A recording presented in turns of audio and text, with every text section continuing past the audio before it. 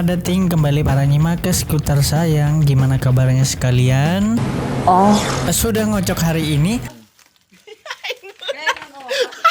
Maksudnya apakah sudah ngocok lotre di warung yang berhadiah surya satu pak? Kali ini Nyimak akan mempersembahkan film azab, di mana film ini bukan azab kaleng-kaleng ketika dunia sedang tidak baik-baik saja alias sudah berumur tua. Kita tahu manusia akan ada batas hidupnya, ketika dia sudah tua pasti akan mengalami kematian dimulai dengan sakit-sakit. Itu artinya sama dengan dunia kita lama-lama sakit. Penasarin? Tidak usah bertele-tele, langsung trot aja guys.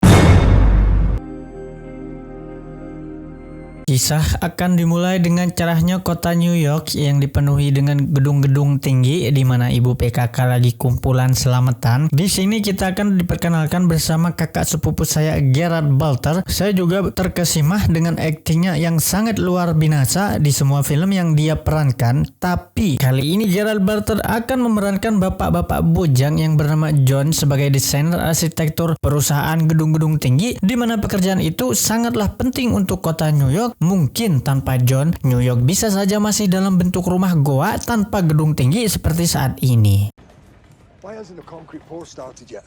Di sini John seperti merasakan hal yang tidak mengenakan di saat John melihat foto anak dan istrinya. Mungkin John sangat merindukan belayan sang istri, atau bagaimana saya pun tidak tahu, atau resah sedang memiliki masalah dengan sang istrinya. Tapi yang paling penting, coba kita tunggu setelah John pulang dari pekerjaannya, karena sang manajer kekeh ingin John pulang ke rumahnya. Dan John akhirnya pulang ke rumah bertemu istrinya si Allison. Ini paras cantiknya Allison yang sedang asik melakukan treadmill untuk bertujuan agar tetap menjaga kesehatannya dan juga kebugarannya. Tapi di sini John merasa canggung seperti mereka tidak pernah atau sudah lama tidak bertemu sebelumnya. Kemudian kita diperkenalkan kepada anak John hasil berkembang biak dari Allison yang bernama Nathan. Ini bocahnya. Nathan merasakan kegembiraan ketika bertemu dengan sang ayah John, dan ternyata disinilah kita akan mengetahui apa yang terjadi dengan rumah tangga mereka, yaitu John ternyata pernah diusir oleh si Allison dari rumahnya, entah karena apa. Yang pasti itu adalah masalah rumah tangga mereka. Dan kita juga akan kasihan dengan Nathan juga memiliki penyakit diabetes, tapi bukan dia Herman, anak Sianto, di mana mereka harus menjaga kadar gula yang dialami oleh si Nathan ini. Kemudian John melihat berita di televisi yang sedang memberitahukan bahwa akan ada komet besar yang bernama komet Clark, di mana komet tersebut mengalami perjalanan di langit, yang di mana komet tersebut diprediksi akan tiba di bumi, tapi entah nunggu lebaran atau setelah puasa. Yang pasti entah kapan datangnya komet itu, bahwa komet tersebut bisa menghancurkan 80% penduduk jiwa makhluk hidup di dunia termasuk Indonesia.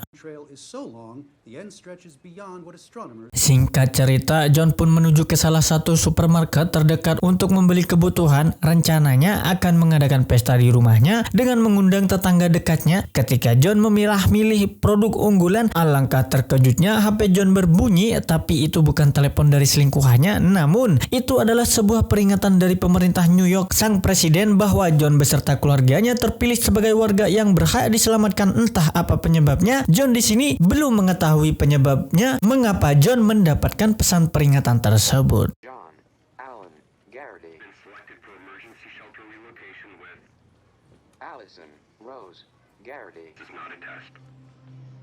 Kemudian John langsung dengan cepat pulang ke rumah untuk memberitahu Allison bahwa akan terjadi sesuatu hal yang serius, karena John merasa bahwa peringatan presiden itu adalah hal yang sangat serius. Tapi Allison di sini tidak beriman kepada John, alias tidak percaya dengan penjelasan si John tersebut.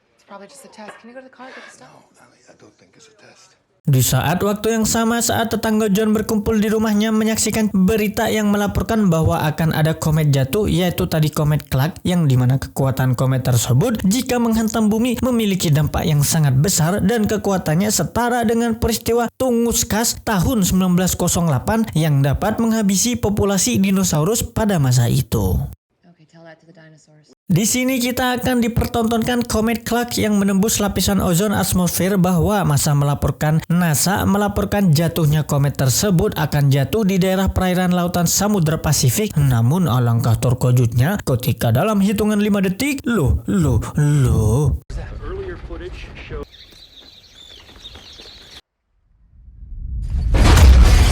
NASA juga manusia yang bisa salah bahwa laporan tersebut salah. Ternyata komet Clark menghantam pusat Florida, tepat di kota besar Florida, di mana daerah itu tidak cukup jauh dari rumah John dan Allison beserta tetangganya. Karena itulah John mengalami gelombang kejut yang diakibatkan dari hantaman komet Clark dengan daya kekuatan sebesar 1.500 mil yang bisa memusnahkan dinosaurus pada saat itu.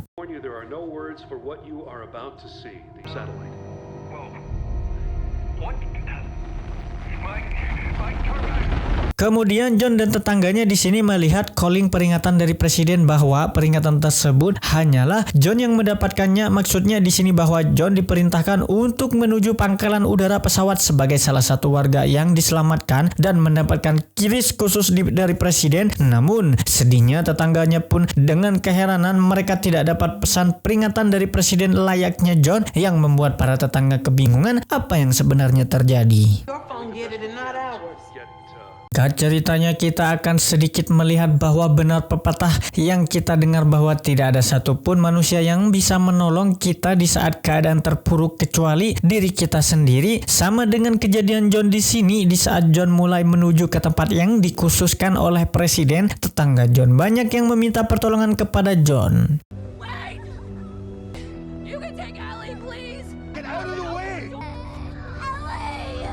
Ketika di malam pun tiba, John beserta Allison dan Nathan, sang anak tunggalnya, telah sampai di titik di mana John harus menerima kenyataan di mana jalanan penuh dengan jarahan. Penduduk yang putus asa berlomba-lomba mencari kebutuhan. Kota New York penuh dengan aksi manusia serakah tanpa arah hidupnya.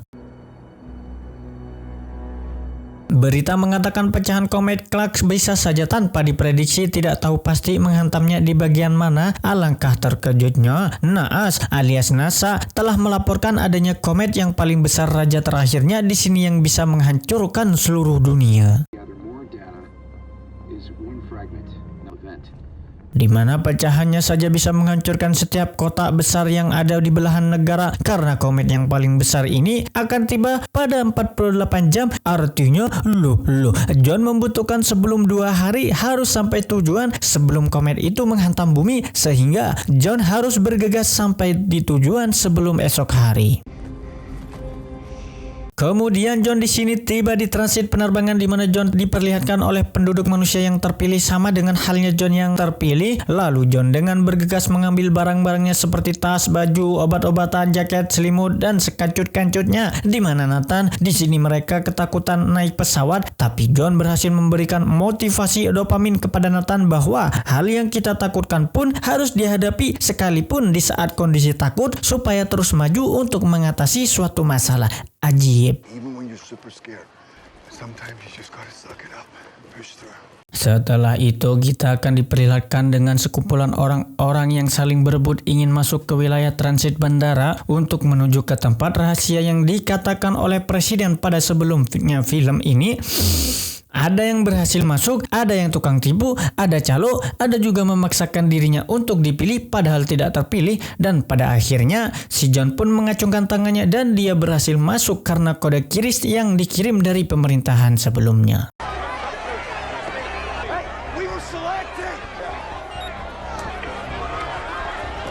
Kemudian di saat John memasuki pemeriksaan barang di mana setiap satu keluarga harus membawa satu tas, diwajibkan oleh pihak militer karena bertujuan tidak membebani berat pesawat yang membuat overthinking alias over budget. Dan disinilah masalah John kembali ketika obat diabetes untuk Nathan lukur alias jatuh pada saat di mobil. Sebelum itu John memutuskan untuk kembali ke mobil tempat di mana obat diabetes itu terlupakan. 15 minutes. I'll meet you on the plane. Setelah itu Allison di sini mencoba untuk meminta bantuan kepada bapak militer, di mana ketika Nathan si anak Allison diketahui oleh bapak militer itu, kemudian si Allison dan Nathan dibawa ke rumah militer untuk dimintai keterangan bahwa bahwasannya orang yang mengidap penyakit apapun itu termasuk kadar gula rendah seperti Nathan harus ditolak dari prosedur penyelamatan manusia ini. It's just diabetes. There's nothing I can do about that, ma'am. What if this was your family? My family wasn't selected, ma'am. Sorry. Sehingga mereka pun si Allison kebingungan dan memohon-mohon kepada si ibu militer, sedangkan ibu militer pun tidak menghiraukannya acuh tak acuh, sewot tak sakara PDW, dan pada akhirnya Allison dan Nathan harus dikeluarkan dari pangkalan penyelamatan manusia itu. Coba mau orang ngomong nang pak militer kayak enak meneng ya cangkeme Allison nih. Beralih kepada si John, di sini dia berhasil menemukan obat tersebut, di mana obat tersebut ternyata dijatuhkan oleh si Nathan pada saat mengambil jaket tebalnya dari tas ransel sebelumnya. Namun alangkah bingungnya ketika John kembali ke tempat pangkalan itu, John kebingungan gak karuan mencari Allison yang tak kunjung diketemukan.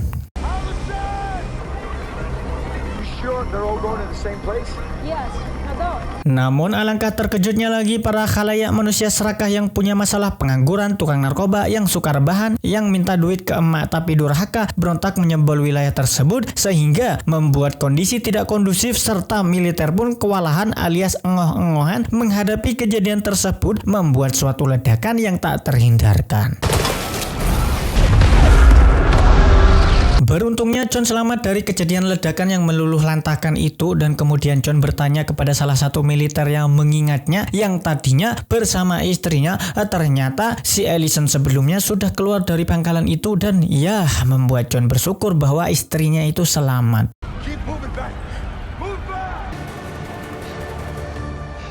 Kita beralih kepada Allison yang membambung di pinggir jalan, di mana Allison mendapatkan tumpahan mobil dari orang lain karena tujuan mereka sama, yaitu arah jalan ke rumah ayah kandung si Allison. Namun ketika di tengah jalan, orang tersebut tiba-tiba merebut gelang si Allison dan Allison dibuang ke pinggir jalan begitu saja, bertujuan untuk supaya mereka orang biadab ini bisa terpilih dan masuk ke pangkalan militer itu dengan membawa si Nathan. Kemudian si John di sini mendapatkan tumpangan dari orang relawan yang menuju ke arah yang sama, di mana saat John bertemu dengan seorang pemuda yang bernama Collins, dia menjelaskan bahwa teman dia mengenal pilot yang bekerja di pangkalan perlindungan rahasia itu yang dinamakan Greenland.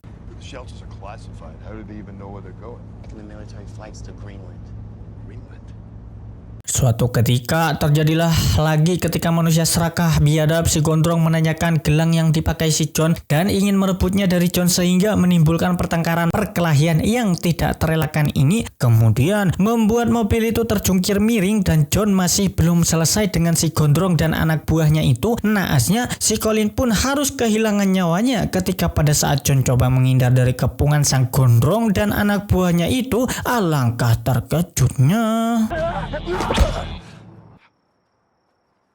Singkat cerita, si Giant biadab yang membawa Nathan membawa ke tempat pangkalan bandara militer bersama istrinya. Mereka dengan yakin dan pedenya memperlihatkan gelang mereka, dengan Nathan yang ketakutan karena harus mengikuti kemauan mereka untuk mengakui mereka adalah orang tua palsunya. Namun ketika bapak militer mengetahui curiga gerak-gerik mereka dan gelang yang dipakai istrinya putus, kemudian Nathan memberanikan diri untuk mengakui bahwa mereka bukanlah orang tua kandungnya. Let me go talk to my commander. They're not my parents. They took me from my mom.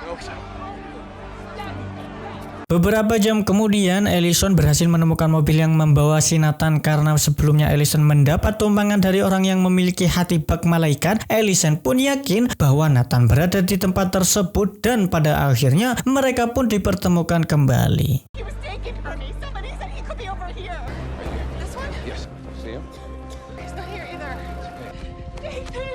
Oh, Ronnie, oh my God. Keesokan paginya di waktu Comet Clark sudah mulai sangat mendekat karena ini memasuki hampir hari kedua kurang setengah hari, di mana John sampai di rumah sang ayah dari Allison. Sebelumnya klarifikasi ya teman-teman, kenapa John ke rumah sang ayah Allison alias mertua, karena tempat itulah satu-satunya mereka sebagai titik pertemuan mereka agar bisa kembali bertemu. Dengan kebingungannya, sang mertua yang sedang tidak peduli akan datangnya komet yang sedang bermain kartu 41 bersama para kakek-kakek bujang lainnya, mertua John itu yang bernama kakek Dale mempertanyakan anaknya si Ellison mengapa si John sendirian. Akan tetapi John berusaha menjelaskan bahwa mereka terpisah di tengah kejadian pangkalan militer sebelumnya. Lost each other at the airfield and she left me a note to say to meet her here. Tak lama kemudian Ellison dan Nathan sampai di daerah kota ayahnya dengan diantarkan bus militer. Namun untungnya telepon umum zaman kuno tersebut berfungsi dan pada akhirnya mereka pun bertemu kembali dari sekian kejadian penjarahan, penculikan, pendarahan, perkelahian, sekalipun pengencrotan. Oh tidak, di tempat ayahnya lah rumah mereka is coming back. How you doing? Yeah? Singkat cerita, John, Ellison, dan Nathan bergegas kembali untuk segera menuju ke tempat pangkalan rahasia yang sebelumnya dijelaskan oleh si Colin, di mana John sudah mengetahui tempat tersebut karena tempat pangkalan itu satu-satunya cara untuk menuju ke tempat perlindungan yang disebut dengan Greenland tadi. Kemudian John di sini mengalami sedikit macet karena ada pohon tumbang yang tak kunjung dipinggirkan karena butuh Hulk yang memindahkannya. Namun Hulk tak kunjung datang ketika berita melaporkan akan adanya komet seperti komet dari pecahan komet kelak. Alangkah terkejutnya John ketika mengetahui bahwa komet tersebut akan jatuh tepat di tempat mereka berada sekarang.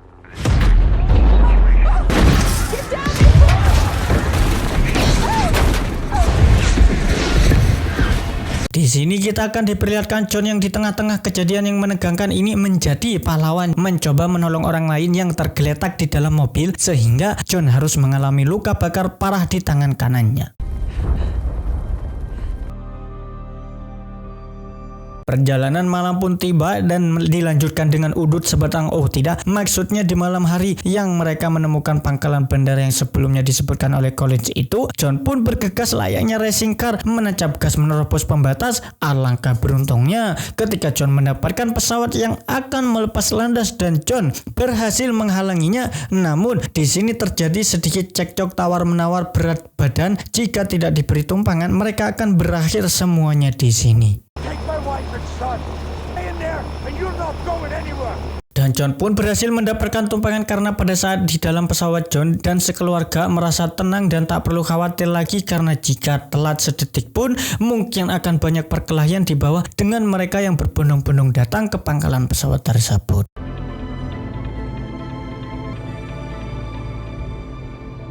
Akhirnya mereka pun dan penumpang lainnya sampai pada tujuan sesuai titik jemputan dari John yang melihat sedikit penampakan Greenland yang dimana itu adalah bunkernya Mark Zuckerberg, bunker anti kiamat, bunker anti komet, bunker bawah tanah yang diciptakan untuk menyelamatkan manusia. Ketika pesawat mulai mendekat, alangkah terkejutnya. Loh.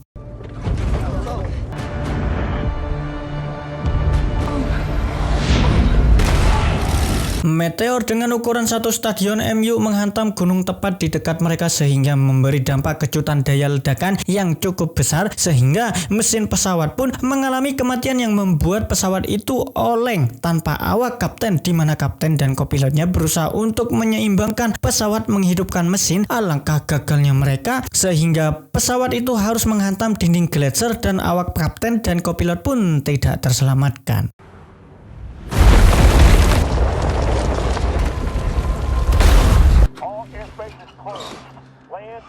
Akhirnya para penumpang harus segera menuju pangkalan dengan berjalan kaki karena cukup dekat dengan kejadian tabrakan itu. Alangkah beruntungnya para militer dengan truknya melihat mereka, kemudian mereka menjemputnya dan ini sang komet besar itu.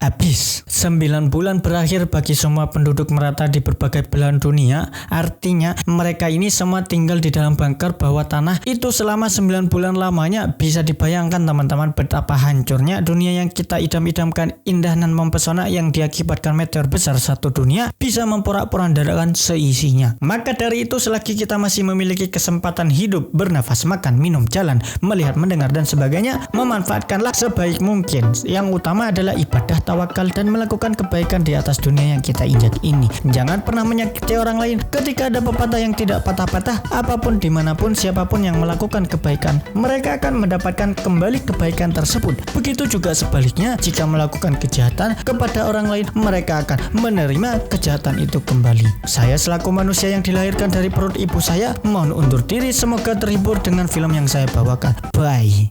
Film yang maksudkan. Jangan lupa subscribe, jangan lupa like, dan jangan bersyukur hari ini teman-teman. Terima kasih. Assalamualaikum.